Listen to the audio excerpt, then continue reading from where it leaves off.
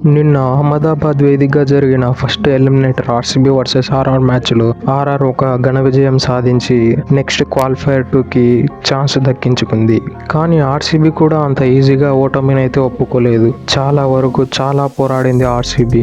In fact last over వరకు వచ్చేది 19th ఓవర్లో అయిపోవడానికి కారణం లోకి ఫెర్గ్యూసన్. లేకపోతే లాస్ట్ ఓవర్ వరకు వచ్చి ఉంటే కోయలేమన్నా ఛాన్సెస్ ఉండేవేమో ఆర్సీబీకి. ముందుగా టాస్ గెలిచిన ఆర్ఆర్ ముందుగా బౌలింగ్ చేస్తామని చెప్పింది.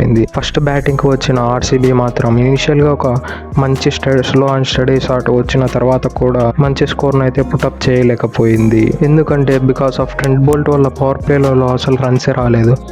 అతడు వేసిన పవర్ ప్లేలో 3 ఓవర్లలో కేవలం 6 రన్లు మాత్రమే ఇచ్చి ఒక important wicket captain Faf du Plessis వికెట్ని తీసి పడేశాడు. అందువల్లనే పవర్ ప్లేలో కేవలం 50 రన్లు మాత్రమే రాబట్టగలిగారు ఆర్సీబియన్స్. పవర్ ప్లే తర్వాత విరాట్ కోహ్లీ కూడా ఒక అగ్రెసివ్ అప్రోచ్ తీసుకునే సమయంలో వికెట్ చేజార్చుకున్నాడు. ఒకవేళ అతడు కూడా ఉండింటే ఏమన్నా ఒక మంచి టోటల్ అనేది వచ్చి ఉండేదేమో. ఎందుకంటే అతడు మిడిల్ ఓవర్స్లో ఈ మధ్యన ఒక బ్రిలియంట్ స్ట్రైక్ రేట్ మెయింటైన్ చేస్తున్నాడు. గత 6 మ్యాచ్లు గెలిచారంటే ముఖ్య పాత్ర అందులో విరాట్ కోహ్లీదే. కాబట్టి ఒకవేళ విరాట్ కోహ్లీ ఉంటే ఏమన్నా కొన్ని రన్స్ ఏమన్నా వచ్చిండేవో మిడిల్ ఓవర్స్లో. ఇప్పటివరకు అయితే నిన్న మ్యాచ్లో అయితే మిడిల్ ఓవర్స్లో 74 రన్లు కొట్టి అందులో 4 వికెట్లు కోల్పోయారు. విరాట్ కోహ్లీ అవుట్ అయిపోయిన తర్వాత వచ్చిన కెమెరాన్ గ్రీన్ కూడా ఇనిషియల్లీ చాలా మంచిగా కనబడ్డాడు. కానీ అతడు కూడా ఎక్కువ ఇన్నింగ్స్ బిల్డ్ చేయలేకపోయాడు. కేవలం 21 బాళ్లలో 27 రన్లు మాత్రమే కొట్టాడు. ఆ తర్వాత వచ్చిన రజత్ పతిదార్ మాత్రం చాలా ఇబ్బంది పడ్డాడు స్పిన్నర్స్ని ఆడడంలో.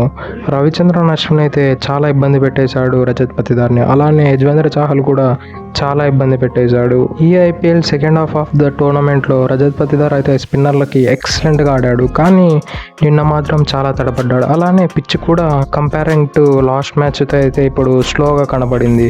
కాబట్టి ఏమన్నా రజత్ పతిదార్ స్లో తడబడ్డాడేమో అని నా ఒపీనియన్. ఆ తర్వాత వచ్చిన మహిపాల్ లోమ్రార్ అయితే ఎక్సలెంట్గా ఆడాడు. మహిపాల్ లోమ్రార్ ముందు వచ్చిన గ్లెన్ మ్యాక్స్వెల్ అయితే గోల్డెన్ డకౌట్ అయ్యాడు. మెయిన్లీ అశ్విన్ వేసిన 13th ఓవర్ అయితే ఏకంగా 2 వికెట్లు తీశాడు. అది రాజస్థాన్కి మ్యాచ్ టర్నింగ్ పాయింట్ అని చెప్పుకోవచ్చు.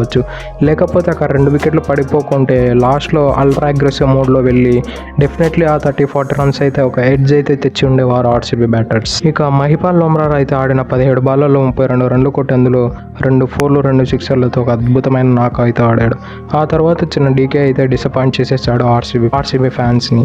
కేవలం 13 బాళ్లలో 11 రన్లు మాత్రమే కొట్టాడు. అతను ఆడిన బాల్స్ అన్నీ కూడా చాలా ఇబ్బందిగా ఆడాడు. మెయిన్లీ ఆవేష్ ఖాన్ బౌలింగ్లో అయితే చాలా ఇబ్బంది పడ్డాడు బాల్ని టైం చేయడంలో. లాస్ట్లో ఇంపాక్ట్ ప్లేయర్గా వచ్చిన స్వప్నిల్ సింగ్ మాత్రం ఒక 6 కొట్టి మంచి ఫినిష్ అయితే అందించాడు మ్యాచ్కి. ఇక రాజస్థాన్ బౌలింగ్ విషయానికి వస్తే ట్రెంట్ బోల్ట్ అయితే వేసిన 4 ఓవర్లలో 16 రన్లు ఇచ్చి ఒక వికెట్ తీసుకున్నాడు.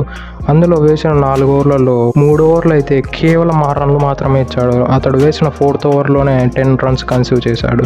సందీప్ శర్మ అయితే వేసిన 4 ఓవర్లలో 48 రన్లు ఇచ్చి ఒక వికెట్ అందించాడు. సందీప్ శర్మ అయితే ఈ మ్యాచ్లో లిటిల్ బిట్ ఎక్స్పెన్సివ్గా ప్రూవ్ అయ్యాడు. మెయిన్లీ ఆవేష్ ఖాన్ అయితే ఒక అద్భుతమైన బౌలింగ్ వేశాడు. వేసిన 4 ఓవర్లలో 44 రన్లు ఇచ్చి 3 ఇంపార్టెంట్ వికెట్లని తీసిపెట్టాడు. మిడిల్ ఓవర్స్లో అసలు రన్స్ రాకపోవడానికి ముఖ్య కారణమైన రవిచంద్రన్ అశ్విన్, యజ్వేంద్ర చాహల్ వీళ్ళిద్దరు అయితే నిన్న మ్యాచ్ 274కి రిస్ట్రిక్ట్ చేయడానికి ముఖ్య పాత్ర పోషించారు.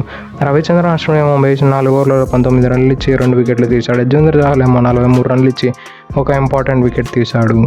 172 రన్లతో చేసింగ్ దిగిన ఆర్ఆర్కు మాత్రం ఓపెనింగ్ స్టార్ట్ అయితే అద్భుతంగా వచ్చింది. ఇనిషియల్లీ ఫస్ట్ ఓవర్లో అయితే కొంచెం తడబడ్డాం. యశస్వి జైస్వాల్ మరియు క్యాడ్మోర్ మాత్రం బ్రిలియంట్ బ్యాటింగ్ చేశారు. క్యాడ్మోర్ కూడా ఇనిషియల్లీ చాలా తడబడ్డాడు. వీళ్ళిద్దరు మాత్రం 33 బాళ్లలో 46 రన్లు కొట్టారు. మెయిన్లీ ఎస్ దయాల్ వేసిన బౌలింగ్లో అయితే చితక బాధేశాడు ఎస్ దయాల్ని. ఆ తర్వాత వచ్చిన సంజు శాంసన్ కూడా బాల్ 1 నుంచి అటాకింగ్ చేయకుండా కొంచెం టైం తీసుకొని ఇన్నింగ్స్ బిల్డ్ చేసే క్రమంలో ఒక బిగ్ షాట్ వెళ్ళే క్రమంలో కరణ్ శర్మకి స్టెప్ అవుట్ అయ్యి 6 కొడదాం అని అనుకునే సమయంలో స్టెప్ అవుట్ అయిపోయాడు సంజు శాంసన్. లేదంటే సంజు శాంసన్ కూడా ఒక బ్రిలియంట్ నాక్ ఆడేవాడు. ఆ తర్వాత వచ్చిన రియాన్ పరాగ్ అయితే 26 బాళ్లలో 36 రన్లు కొట్టి 2 4లు 2 6లతో మిడిల్ ఓవర్స్లో వికెట్ పడకుండా ఆదుకున్నాడు. ఆ తర్వాత వచ్చిన సిమ్రన్ హెట్మేర్ మెయిన్ ఇతడి వల్లనే మ్యాచ్ అయితే టర్న్ చేశాడు. లేకపోతే డెఫినెట్లీ 20th ఓవర్ వరకు అయితే మ్యాచ్ వచ్చిండేది. ఇంపాక్ట్ ఓడిపోయే వాళ్ళు కూడా రాజస్థాన్ రాయల్స్.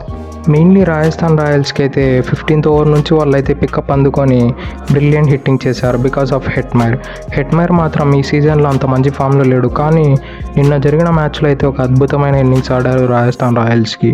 ఇక ఆ తర్వాత వచ్చిన రోమన్ పవల్ అయితే 8 బాళ్ళల్లో 16 రన్లు కొట్టి లాస్ట్ ఓవర్ మంచి ఫినిషింగ్ అందించాడు. ఇక సెకండ్ ఇన్నింగ్స్ డ్యూ వచ్చినా కూడా ఆర్సీబీ బౌలర్స్ అంత మంచి బౌలింగ్ వేశారంటే వాళ్ళకు మాత్రం హ్యాట్సాప్ చెప్పి తీరాల్సిందే.